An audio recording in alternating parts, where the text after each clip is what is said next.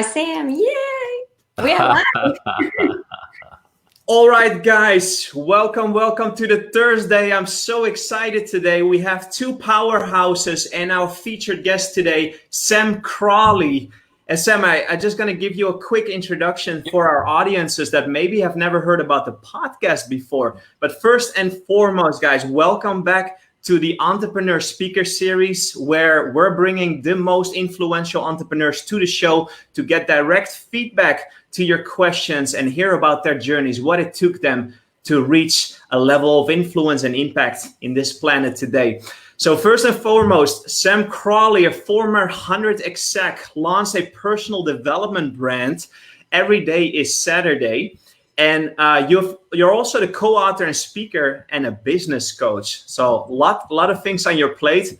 But what I'm most impressed about, Sam, and I'm excited to talk to you about, is your motivational podcast that reached over 16 million downloads in 100 plus countries. That's a phenomenal number. So I'm excited, and I just wanted to give you a warm welcome to the show, and I really appreciate for you to take the time here today. Oh, Rob, look, you and Angeline, it's awesome. I'm excited. Can't wait to see where this goes today and inspire some people to go after their own dream, right? Absolutely. And then let me introduce my co-host today. It's glad to see her back. Angeline occasionally joins us in these interviews. So Angeline, I'm so proud to call her my mentor, but also my business partner.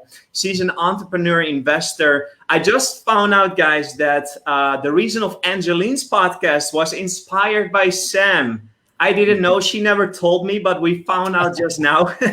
So I think this interview is going to be epic.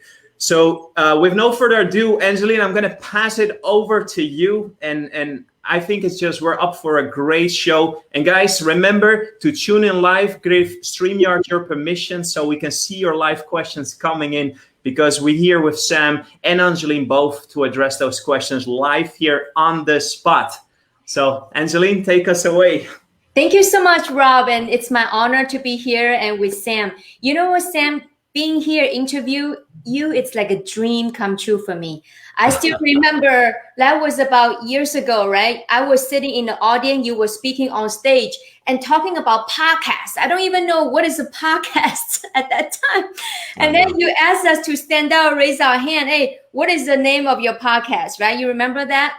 I do. I stood up, I went to the back and signed up for your podcasts, of course. And then I launched my podcast. And later on, I become your coaching student. And I have to thank you, Sam, because of you.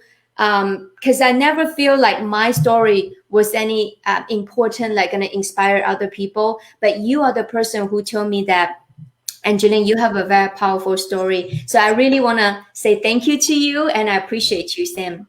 Look, your story is amazing. It's absolutely amazing. When you shared where you came from and how your parents had to leave to go earn income, and that's really the passion behind you wanting financial security for not only you, but for millions of other people, to teach them so they never got to look at money as this bad thing. You know, that's really the power of your story. And, you know, when you said you raised your hand, that's such a really, such a great metaphor for life. Yeah, if you just raise your hand and say yes, you don't need the answer. You don't need to figure it out. You don't need to know how it's. Just say, I'll do it, and then trust that you're going to figure it out, because everything's figure outable. You didn't know what a podcast was. Nobody knows what a podcast is really when I speak on stage. But if you just raise your hand and say, I'm in to anything, to this, to being on a webinar, to doing your own webinar, to being an entrepreneur.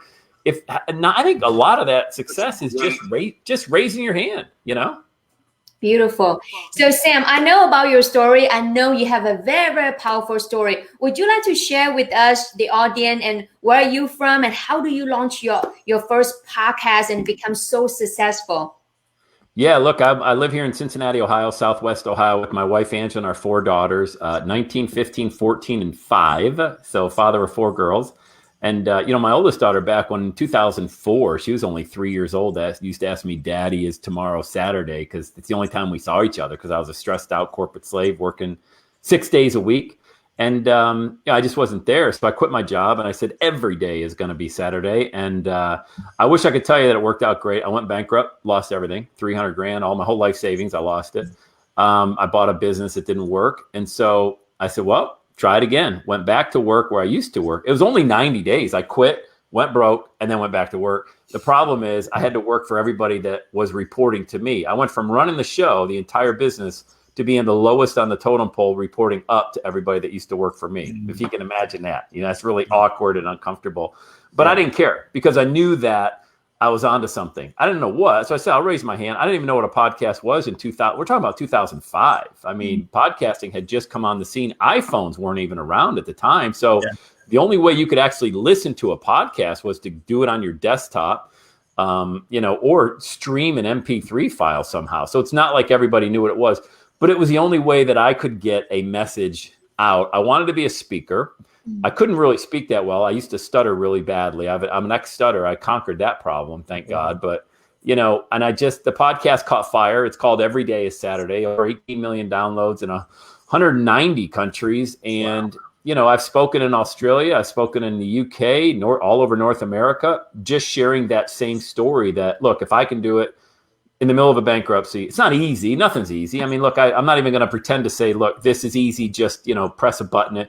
It's a lot of work. But I asked myself at the age of 37, that was 15 years ago, do I want to be in this job till I'm 65? Mortality rate for a male, if you're healthy in the US, is 78.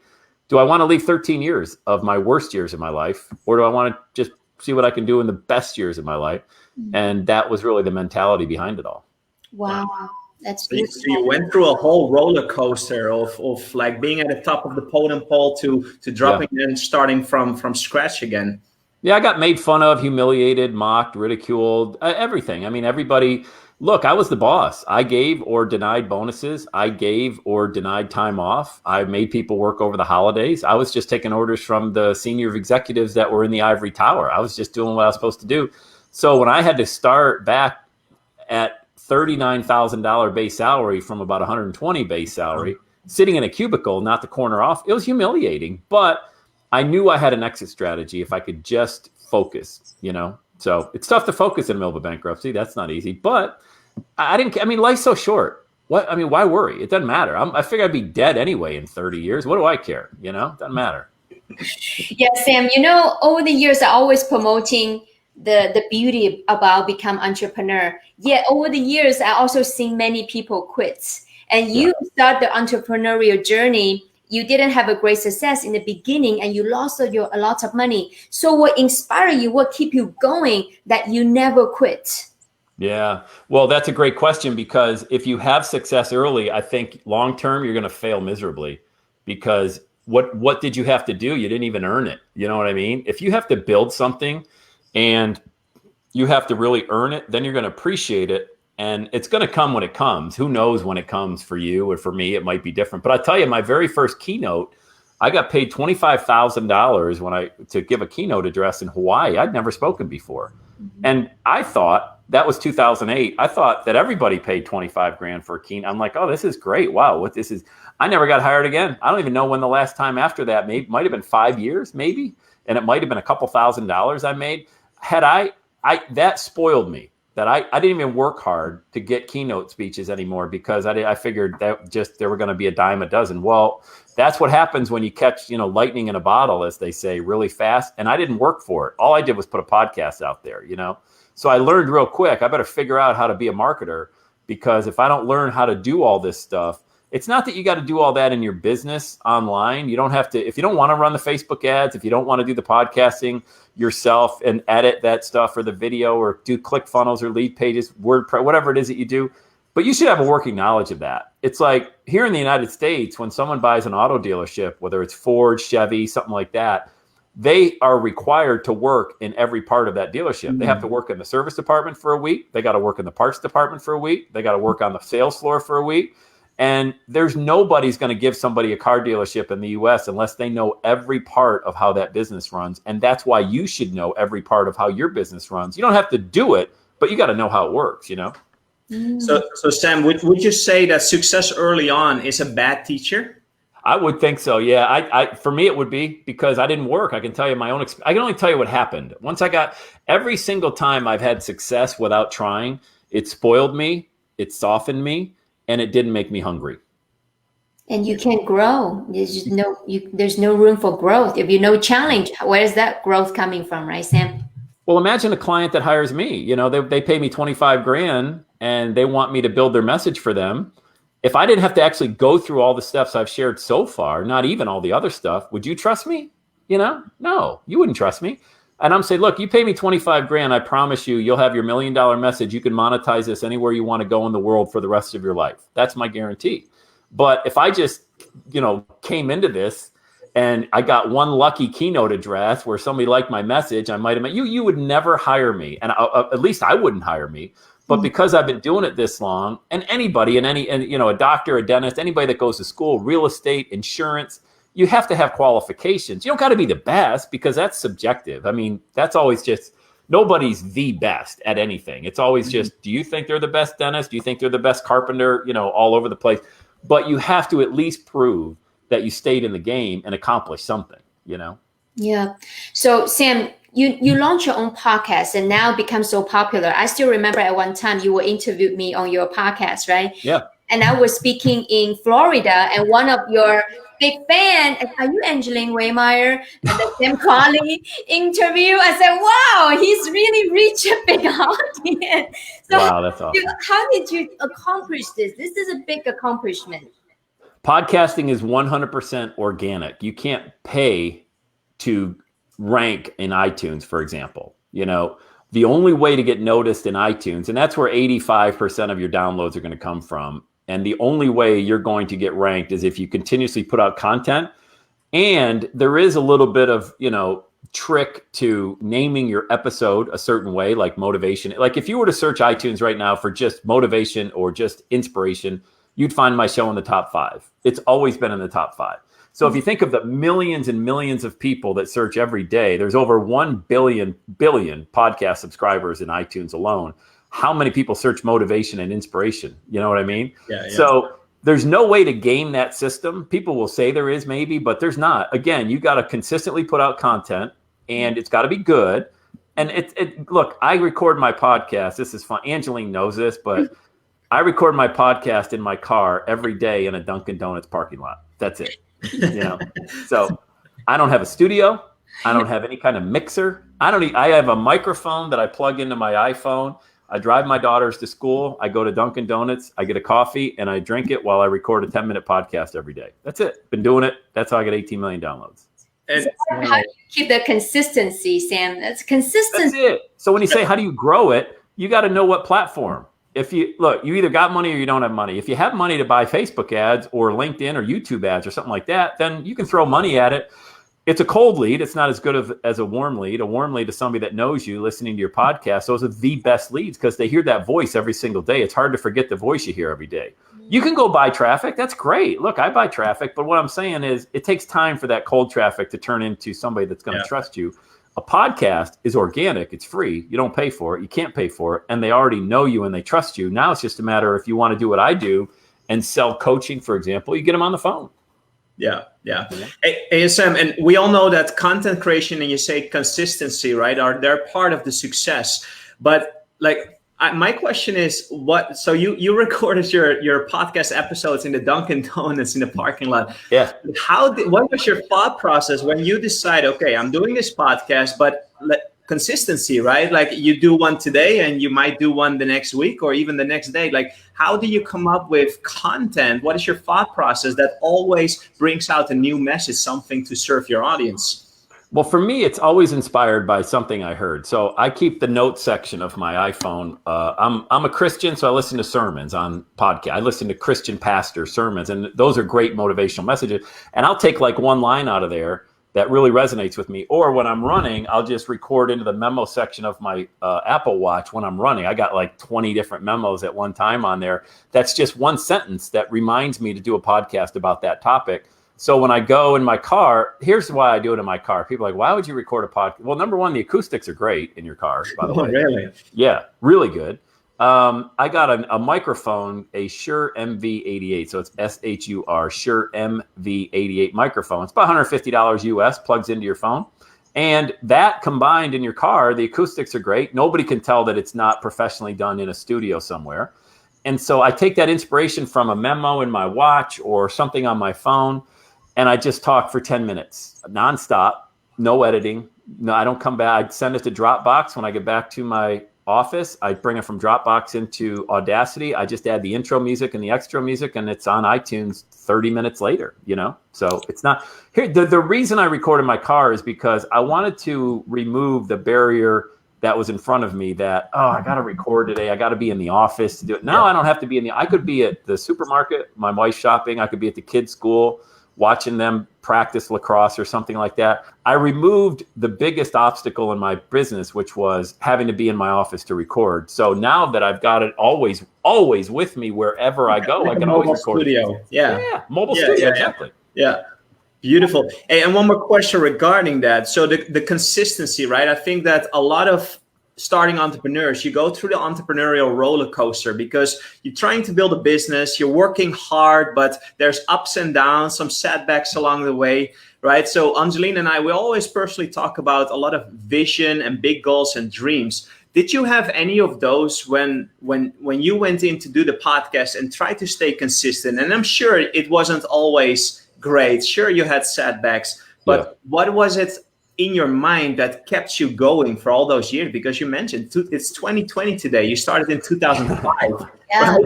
What kept you going? 15 years, Sam. I know, man. I know. I'm so damn old. I know I'm so old. No, you look fantastic. But yeah. And considering that we live much longer nowadays, you have at least another 50 ahead of you. So I hope so, man. I hope so. Well, look, and I don't want to get too deep on this, but I wanted my life to matter. I just wanted it to matter. My life wasn't going to matter being an employee. Mm-hmm. I used to Google my name back in 2003, and there was this guy named Alfie Sam Crowley who died like in the 1800s. And that was it. When you Googled Sam Crowley, that was it. And I said, when you Google Sam Crowley, I want it to mean something. I don't have an ego trip. I just want to know that my life mattered, that there's something out there that I could leave a trail behind for people. But I didn't know what I could possibly leave behind, because all I'd ever had since I was 13 years old, I had a paper route, a job, always had a job, So, what kept me going was I just wanted it to matter. And then, it's tough because we need that. We need money to live. I get that. I'm not saying money isn't important, but so many times it's like you stand in front of the fireplace and there's no wood in there and you're like, come on, give me the heat. Give me the heat. And I'm like, well, you got to put the wood in, man. You got to put the wood in to get the heat. I'm like, well, I'm cold. I know you're cold, but I wanted success. I'm like, give me the success. Well, you got to put the work in, you put the work in, you get the success. And so what always kept me going was knowing that I was just doing something to add another page online, another video on YouTube, another podcast on iTunes, that if I ever, left this earth, at least, and it would all revolved around being a dad, which is really powerful to a lot of people. They resonate. Mom and dads resonate with that. Wives want their husbands home more. Mm-hmm. And, husbands don't want to work as much. So it resonates with both. Most of my audience, it's a majority, probably 60% female, because they want to now get out. They know I'm the father of 4 girls, so I'm a big believer in girl entrepreneurship and girl power and girls having a voice and all of that. So they know that. And they also want their husbands home, and they want to go out and know that they can do something besides being, I don't want to say just, because that's not it, but being a homemaker. After your kids are out of school, what are you going to do?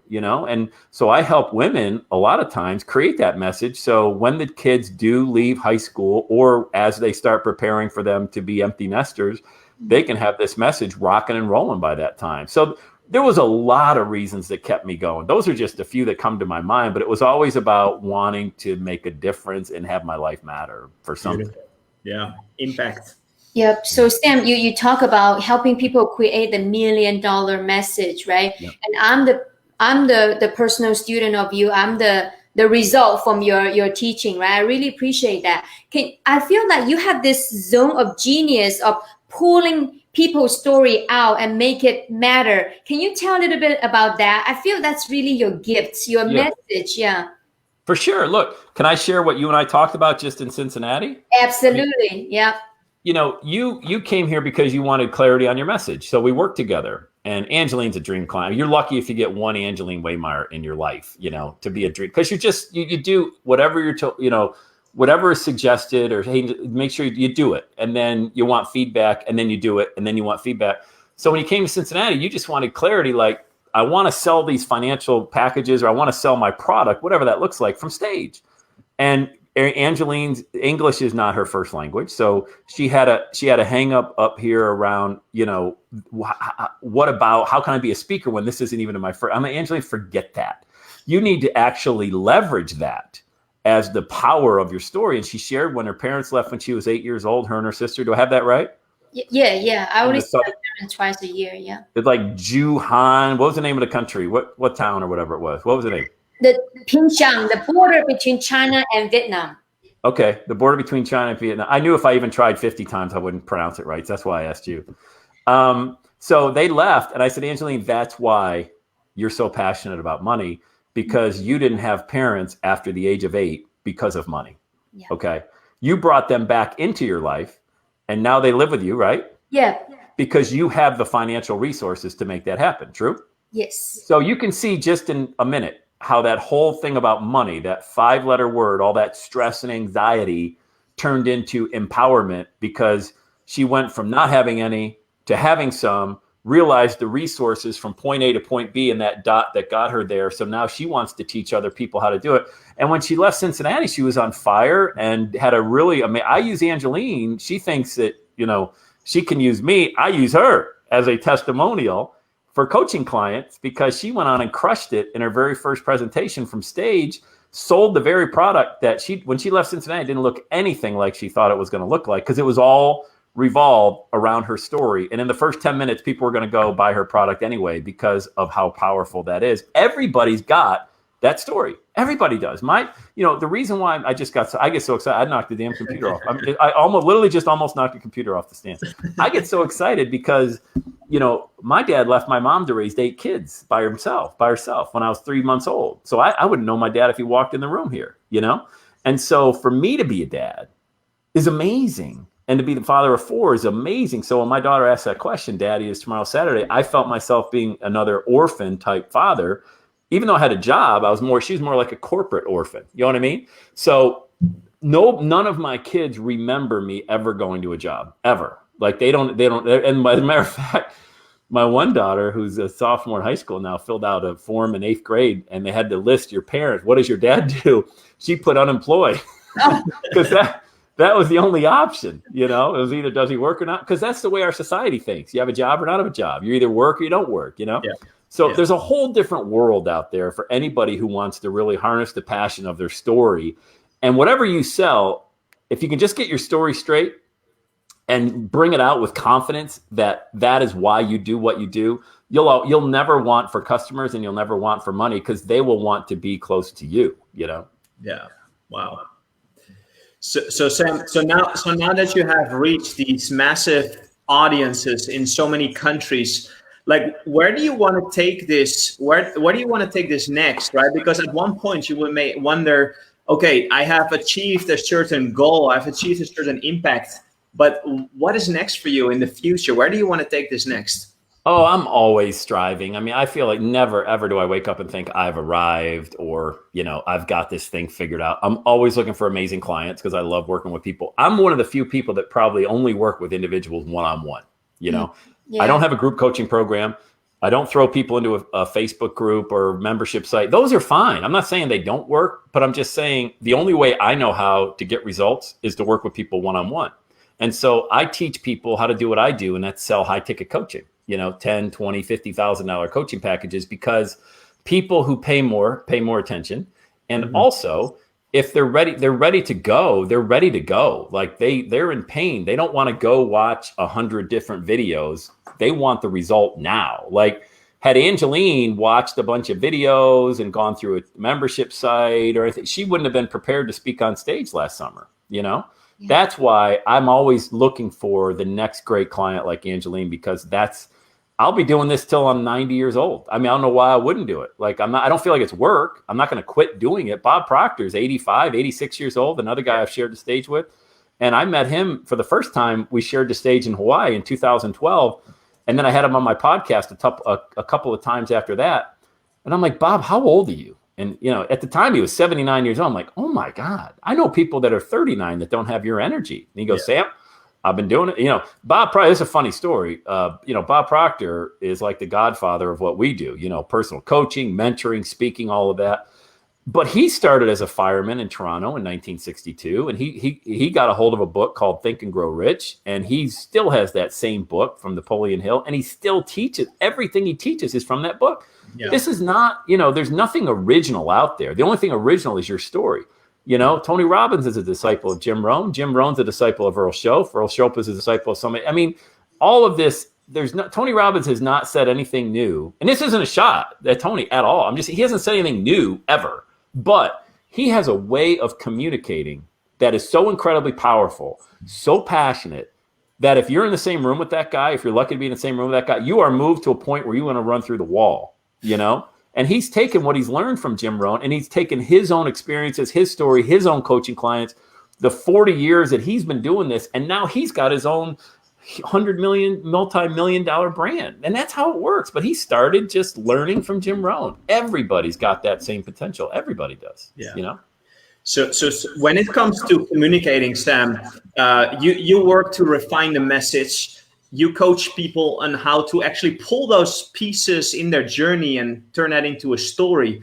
But why do you think that that's so powerful? What do you think it resonates with the people listening to that? Why do we need to have a story in order to resonate with people? Why do you think it works that way? Because I think as human beings, we're taught that from a young age, if you've ever had kids, they want you to read them a story, Right. And from a young age, they learn, turn the page, mommy, what's on the next page? Turn the page, daddy, go to the next. Like they always want to know what's on the next page, And they get so engulfed. Like we bought our 5-year-old a new book and she's like all about it at night. It's like, oh my God, we've read the book 800 times. It's like, she's still like, because she's so enamored with the characters in the story.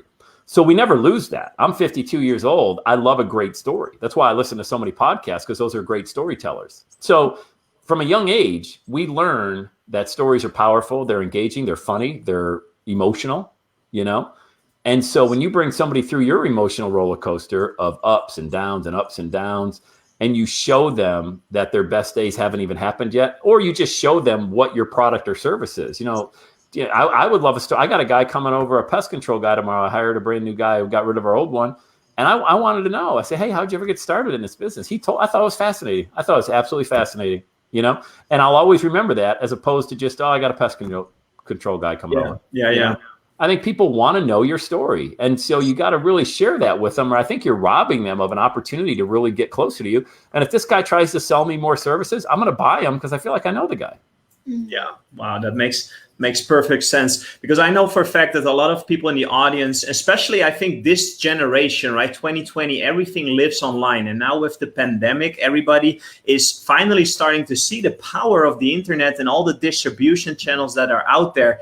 But I think that a lot of people struggle with what we just addressed here, which is, how do I create a story that kind of resonates with my audience? And moreover, who is my audience, right? If you're at your starting point, do you have any tips when you can give to our audiences, mentioning how they can actually address the right target audience and refine that message so it resonates?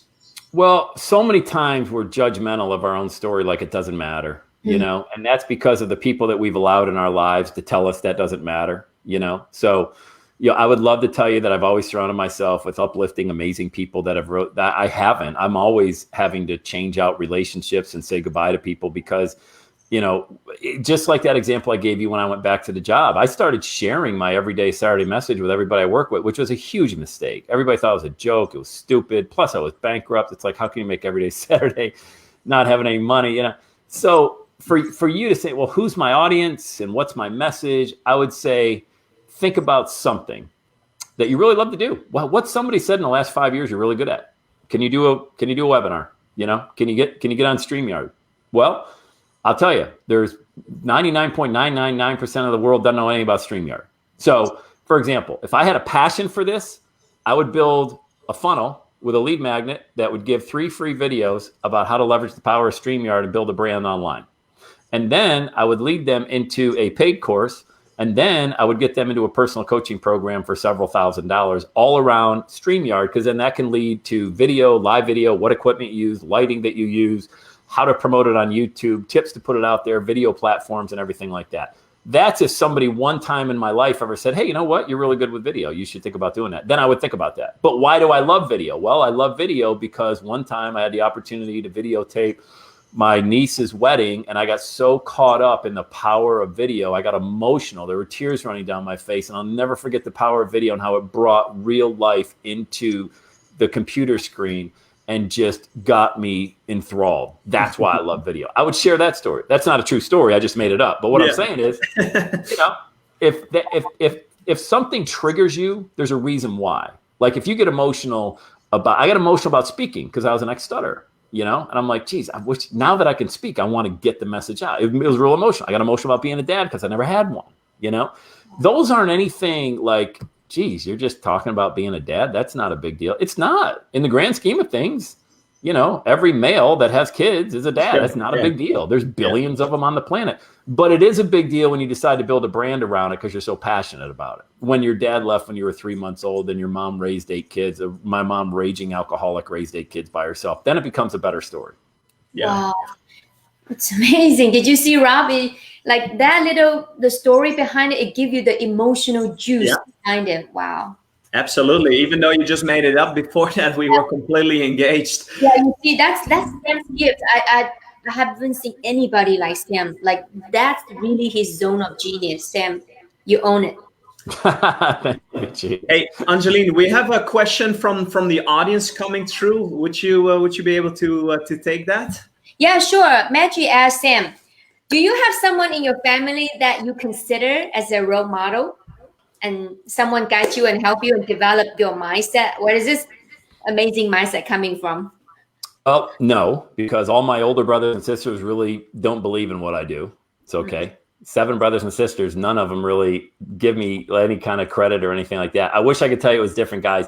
I love my family. I'm not saying anything bad. I'm just saying I don't go to my brothers and sisters for validation. Okay.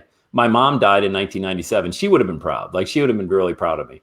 But so where do I go? There was a guy named John DeLemme in 2005 who was an ex-stuttering, fast-talking New York guy from the Bronx. And I mean, it was just like, this was 2003. So here's what I did. I Googled, I don't even know if Google was around. It might have been like MSN or something. I don't even know. Right, yeah. But I remember getting on a search engine and I remember typing in audio motivation. Because video wasn't even on the internet back then. If you guys, I mean, you couldn't streaming it. You might as well try to, you know, stand on one leg and have your phone as the, you know, server. Anyway, so this guy, John DeLemme, comes on audio motivation. And there was this guy named Andy O'Brien. God, it's amazing. I remember this. This is the first time I've told the story. So this was 17 years ago. Okay.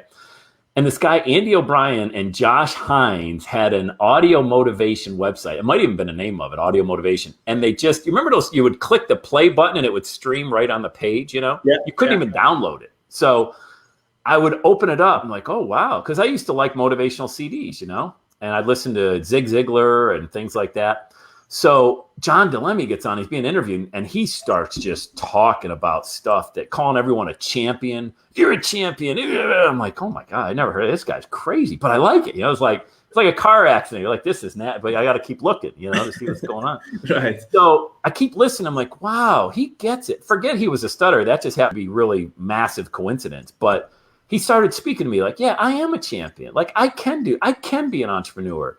And so I Googled audio motivation. I'm like, wow, there's more of these on the internet. This is free. I don't have to send away to like Columbia House and get 23 CD, you know, to listen to. So I started becoming just an audio motivation junkie.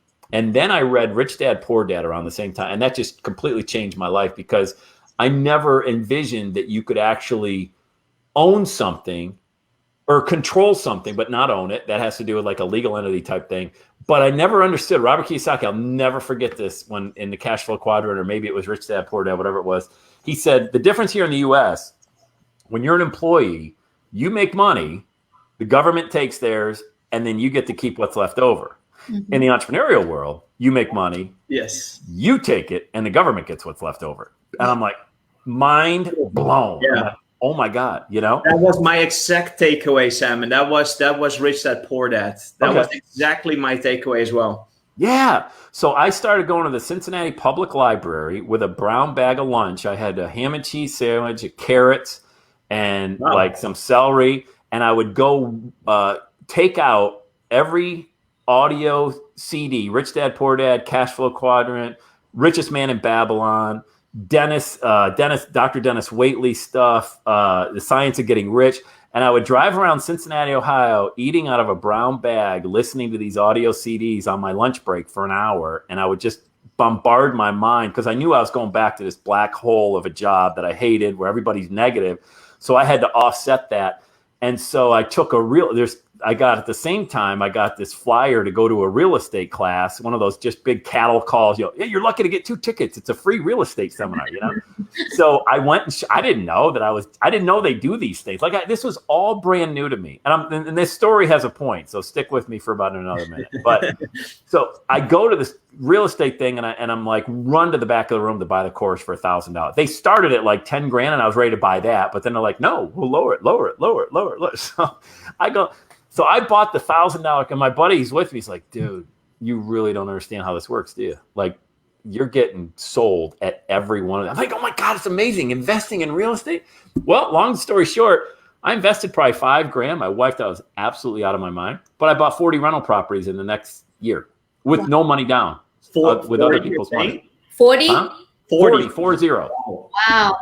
From zero, you went to 40. 0 to 40. Wow. In 18 months with other people's money. I didn't put any money to my own down. So first time I bought a rental property, I got a Discover credit card and they sent me $20,000, 0% APR for 12 months. I'm like, I'm either going to jail or this is the greatest thing ever. I wrote it out to myself, put it in the bank, used it to buy a cheap, dilapidated duplex. It started cash flowing. It was $700 a month for the rent. So I probably made $300 a month. But if I got a 5% raise for the year, that was only $3,600. So I just gave myself another raise using a 0% interest card from Discover. And then I refied it out in 6 months, paid the credit card out. And I'm like, oh my God, this is just like, doesn't everybody know to do this, My point is this. We started this interview with just raise your hand. Angeline raised her hand in the audience back 2 years ago. It was October of 2018. I had this lime green shirt on. Do you remember, Angeline? I bought it. You are the most casual speaker I've ever seen on the stage. I didn't have a shirt. I went to the event with no shirt because I forgot to pack a shirt. So there was a Macy's in the mall, Dillard's. It was at the Florida Mall, the hotel, conference room, and then there's a mall. I went to Dillard's, bought a $9 lime green T-shirt. And I was getting put on stage in like 30 minutes. They had to mic me up and everything. So I went out on stage with a lime green T-shirt and told, I did the whole 90-minute presentation. Angeline raised her hand just because she didn't know. She didn't know what podcast he was. She knew, she trusted the person giving the message, and she resonated with the emotional part of the message. And now 2 years later, we're on StreamYard doing this interview together after she's already been to Cincinnati and we've worked together for 6 months. That's the power of a story connecting with someone who wants to raise their hand. Yeah. I would personally include that shirt in there because maybe she had an emotional connection to the shirt. It was the ugliest shirt you ever saw. I doubt it. That's amazing. Sam, the whole 90 minutes, you know what I remember until today? Your story. Yeah. Your story about your Laura, right? Our youngest, Susan? Susan. Yeah. And she was born premature. And then how the everyday Saturday come to earth. And that's very, very powerful. Yeah, our youngest was born at 1 pound. My wife's water broke at 23 weeks. And that was 6 years ago this month. And so we delivered her at 24 weeks. She spent 221 days at Children's Hospital, came home with a trach, ventilator, all of that. And now she's having her 6th birthday in 3 weeks. Wow. Yep. That's great news. Yep. So Sam, so right now 2020 and this year, and we had other amazing entrepreneurs on the show, and we always ask the question because this is such a weird year, right? Nobody really saw what was coming early on in January. Now, there is 2 types of people. The one that are kind of stuck in the moment and everything seems to go down for them, and maybe they were sent home and they're now maybe financial trouble or even dealing with COVID-19 themselves. Yeah. Or there's the other side, which are the people that are actually doubling down and focus, right? And you kind of mentioned it earlier, like your focus is so important. So what would you recommend in this day and age, right? We're kind of living in an online world with so many opportunities. The internet has made a lot of opportunities available to us. 2020, like what has happened for you and how are you leveraging this time that we're basically all being sent home? Like the playing field is leveled again. Like how are you taking advantage? Well, I had to get out of my house because my kids are home now all the time from school.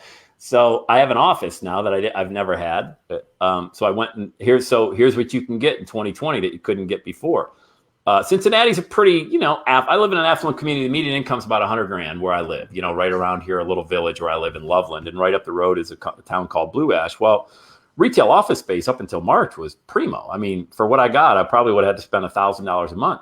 But retail, and I feel horrible for retail businesses. I think this is just absolutely horrible. But it's an opportunity if you know how to look for an opportunity. So I contacted the landlord of a building that I saw just a bunch of vacancies happening. I offered him $3,000 up front for a year's worth of rent. That's $250 a month. It's a huge office. And so he got what he wanted. He needed cash, because he has to pay his mortgage. I got what I wanted, a huge office space that I've got now set up with all video equipment, audio. I record all the time in there. I can get away from the family and the kids. So everyone's going, shh, dad's on a call. Shh, dad's on a call. I'm at home right now only because I'm just kind of hanging out at home today. So it's not a big deal, but it presents an opportunity for two people who need each other to connect. So landlord needed me, I needed him. Okay. I gave him what he wanted. He needed an influx of cash rather than try to knock him down to $300 a month or $500 a month. So I'll give you $3,000 all up front cash. Give me it for a year. He like, oh my God, thank you. Where did you come from? Thank you. For me, I'm locked in at $250 a month for retail space. That's just one example. Number two, I still spend an hour a day on YouTube learning something that I don't know already. Okay. So I'm launching a brand new course for $100. That's it. $100. I'm going to send 30 videos out, a video every day around mindset, marketing, and money to get people 30 days to freedom. I'm creating that, but I'm on YouTube for an hour every day, learning ClickFunnels, video, Vimeo, all this stuff, And not that I don't have the money to pay someone to do it, but like that dealership example I explained to you, I'm creating a course on how to do this at its basic. I need to know how to do it myself. I can't say, oh, go hire it, because people may not have the money. So I see an opportunity to teach people how to become a better version of themselves in digital marketing. And some of those people who pay $100 will pay $100,000 over the lifetime value of me working with them if they just come into my funnel at that $100 level. You've got to look at the lifetime value of a client. You can't look. So many people, even speaking, Angeline, I'm sure, you've seen speakers price their products at $5,000, $2,000. I price mine at $997. Yeah. That includes 4 live webinars. They're all recorded. You get an hour call with me. I interview you on my podcast, email support. I mean, it's worth so much more. But I want to get people trusting me.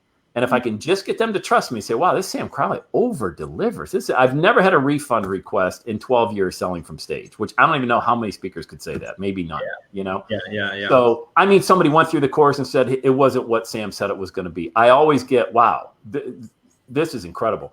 So the lifetime value, I want people, their first impression of me to be, this guy over delivers on everything, man. So get comfortable, get used to over delivering.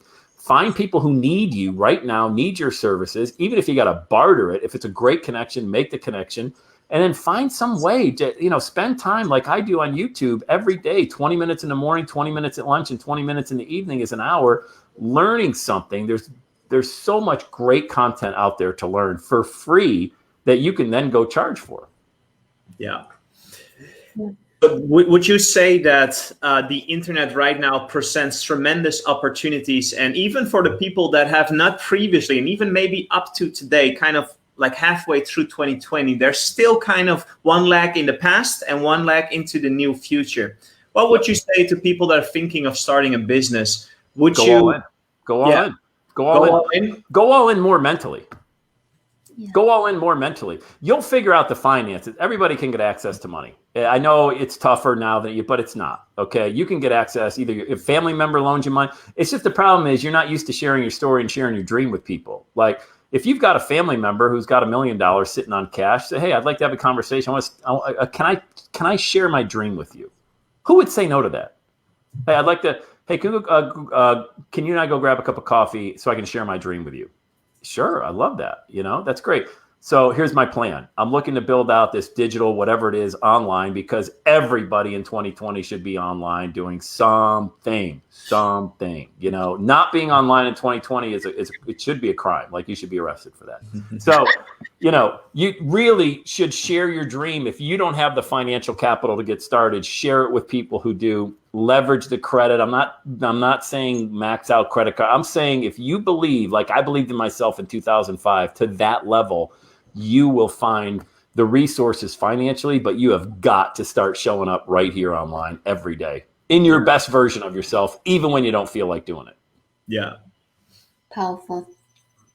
Yep. And I know, Sam, you have this amazing message. And what is your vision for the next 10, 20 years? Where are you going? I'd like to follow in the steps of Bob Proctor and Tony Robbins. Once all this COVID gets fixed and we have a vaccine and it's safe to travel and, not everybody has to wear a mask and be concerned about their health, I want to host large events, 2,000, 3,000, 5,000 people. And for no other reason to show them what's possible when you start from nothing. That's my vision for the next 10 to 20 years. Oh, so you want to do live event? I really do. I'd like to move into that area as well as virtual, because some people just really love live events.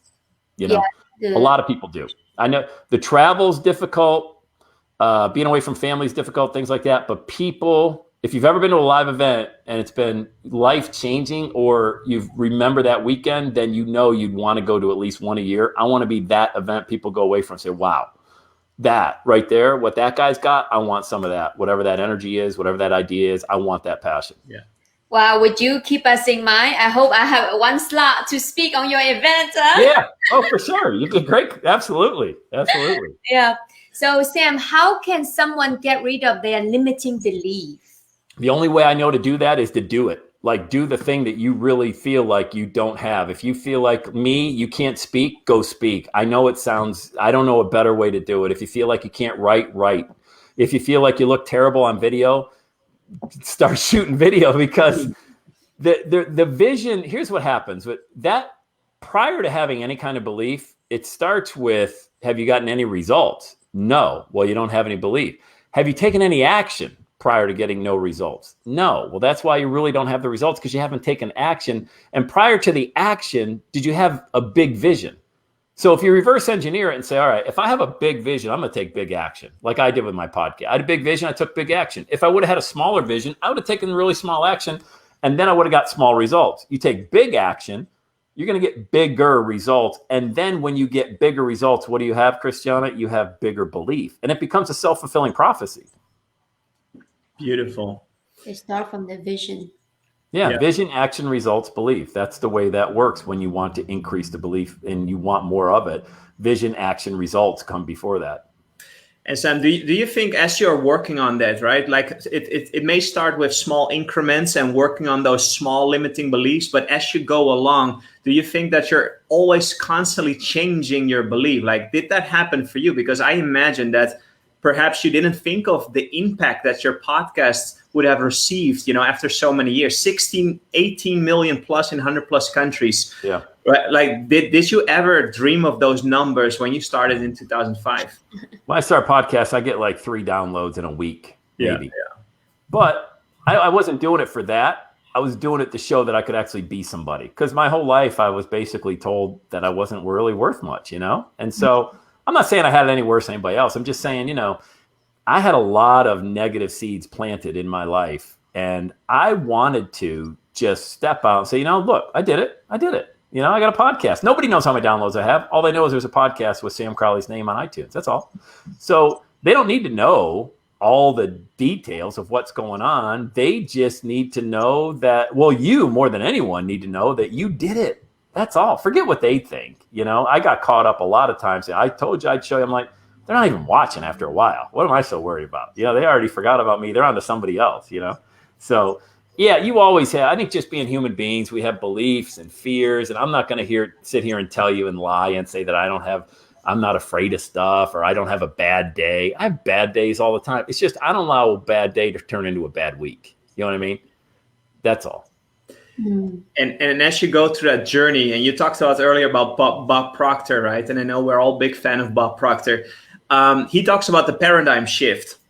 So when you say go and do what fears you the most, do you think like little paradigm shifts happen all the time, and you kind of you drop that fear little by little as you go through them, that fear that just becomes natural to you, and then kind of you're on to the next?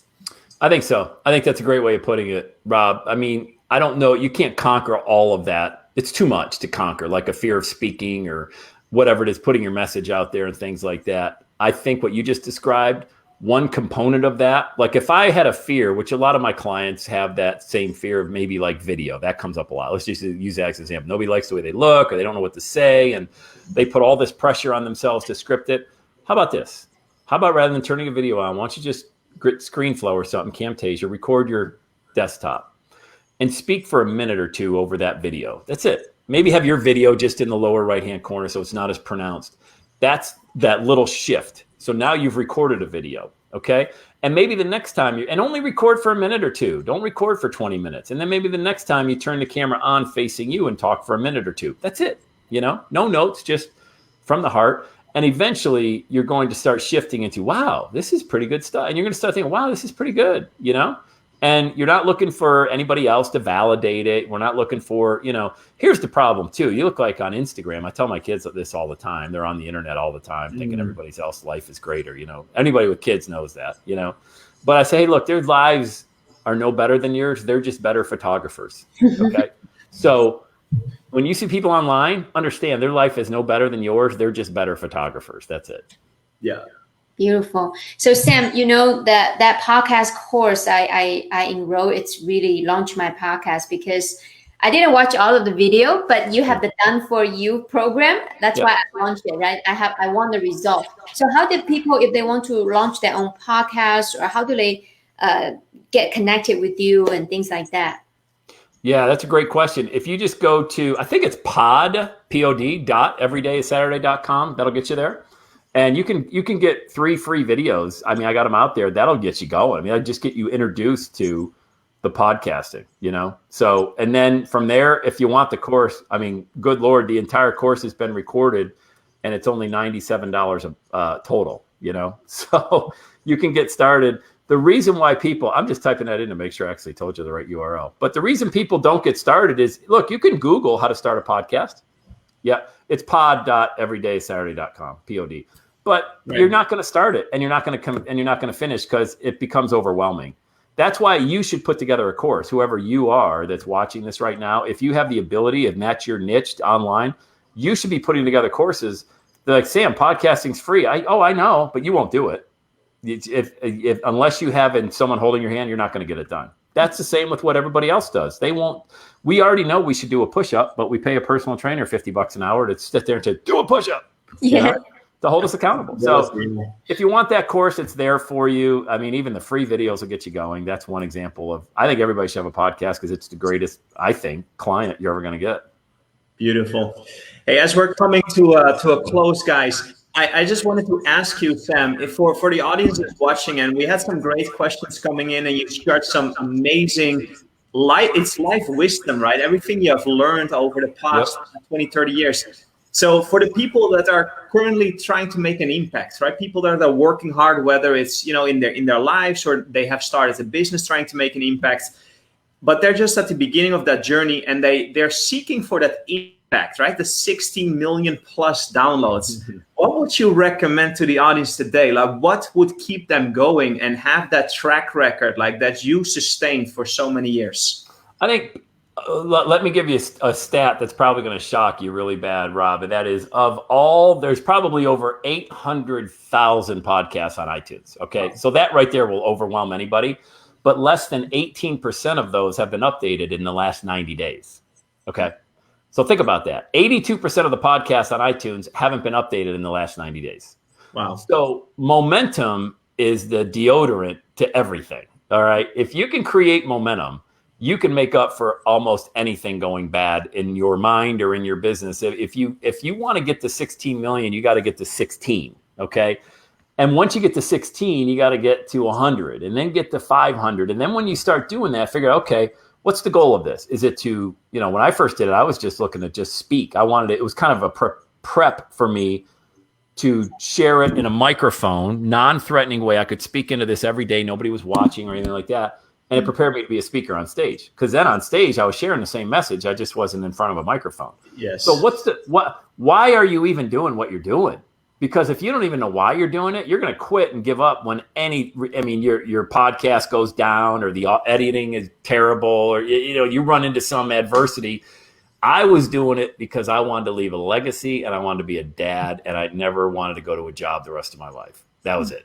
So what pulls you through is going to be, why are you even doing this? If you're just doing it for the money, so you're going to wake up one morning and if you have 10 grand in your checking account, you're happy. But if you have 5 grand, you're not happy. That's stupid. Like that doesn't even make any sense. You should not base your happy. First of all, there's a difference as well between being happy and being joyful. You can be happy after you have a good steak dinner and still be depressed and commit suicide in the same 24-hour period. When you have joyfulness, that's life. That's sustainable through your entire life. And the only way you're going to have joyfulness is if you understand why you're doing what you're doing. Yeah. It all starts with why. It has to. Wow. So good, guys. So good. Angeline, can you close us out? I think we had so much fun today. By the way, Angeline never told me that you're an entertainer too. It was so enjoyable to listen to you. Your one-liners, that was phenomenal. But Angeline, can you close us out with this phenomenal interview? Because I know that you're both my heroes, and we're currently working on launching Angeline podcast, bringing it back to the masses, following your same example, Sam. So Angeline, what can you tell the audience is listening to this today? Is they're thinking about, doing something of impact, right? Taking their power and harness it and just express their message to the masses. I would say make a decision, isn't it, Sam? Making a decision, raise your hand. That's the first step. And do it anyway. You think when I get on a stage, I don't feel nauseous in the stomach? You're like, I do. You know what? How do you conquer fear? It's do it anyway. We all have it. Even Tony Robbins has it. Everybody has it, right? So Sam, I know you prepare an amazing gift, how to create your $1 million message. I know that you came with an amazing, very generous gift. What is it? Whoever you guys decide is the recipient of the gift, I'm going to give them a free consult either on Zoom or on the phone, whatever works best for them. And I will share with them how to create their own $1 million message. The only thing I would caution, so that's it. That's the giveaway today. The only thing I would caution is you don't got to use it right now if you're not ready. If you have, you got to work on because look, clients that do the best are the ones that already feel like I need direction. I'm ready to go. If that's not you, you can connect with me anytime the next 6 months when you are ready to go. Work on your mindset, work on belief systems, confidence. Then when you and I get on the call, you're going to crush it. I will help you create your $1 million offer. Wow. Yeah, I think that you need to be willing to take action for yourself. Your vision is big enough to pull and to conquer your fear. I still remember that day, Sam. Yeah, I loved it. Making that decision. I'm going to come to see you in Cincinnati. Let's do the message together. I still remember. That's a big decision for me in my life. I love it. And then we had dinner, your husband, Carl, and your kids, and we went out to dinner when I spoke in Dallas a few months after that. Then you guys were nice enough to send me a bottle of Merlot. I love it, man. So wine. So it's just that's what happens when you meet a great client. So the reason why Angelina and I are such good friends is because my message resonated with her and her energy resonated with me. And it was a perfect marriage of coaching and client, because that's why you see her having such huge success. That's why when you have the perfect message, it resonates with people. And look, we still chat now, so that's what happens. Yep. And we are here to serve if you ever need anything, and we are here to serve. Okay. Love it. So, Sam Crowley, thank you. Thanks, Rob. Thanks, Angeline. I appreciate it. There you have it, guys. Yes, I wanna make sure that, guys, if people who are watching this, if you got any value out of this, right, definitely meet up with Sam, right? connect with him on social media. If you have anything nice to say about today's show and anything that you learned today, just please pay it forward, right? Tag a friend or invite somebody that can use this message, because we all have greatness. But like our two champions today mentioned, you just have to take a decision, keep consistency, build momentum. And there you have it, guys. That's the secret to impacting millions. So I appreciate you both. Thank you so much, Sam. It was an honor to have you. Thank you, Angeline, for bringing us all on the call. The energy was fantastic. I appreciate you, and I hope we can do this again someday. Thanks, guys. I appreciate it.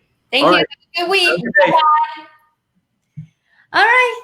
I think we are good, still on live, and thank you for the audience. I hope you guys get value, and see you. Don't forget, we have our show again next week. Absolutely. Who will be coming next week? Would you like to give them a little bit insider secret? Don't miss out next week. Absolutely. And guys, remember, we do live giveaways. We're here to serve. So if you found this valuable, make sure you tune in live, because you get your questions answered directly from the mind from brilliant entrepreneurs. But on top of that, they are extremely royal with their time and giving us these incredible gifts for free consult to work with 6, 7, 8, 9-figure earners. So make sure you tune in live and ask your questions. And next week, we're going to be talking about high performance, guys. My favorite topic. As a high performance coach, we have so much in common. So high performance next week. So make sure 10:15 a.m. Central Time. And Angeline, I would be happy to invite you back next week as well, and to have a good time. The energy was tremendous today. So I appreciate you, and I thank you for joining us as my co-host today. Thank you, Rob. You are amazing. And I see you next week, okay? Absolutely. Have a great Thursday, guys. Bye-bye.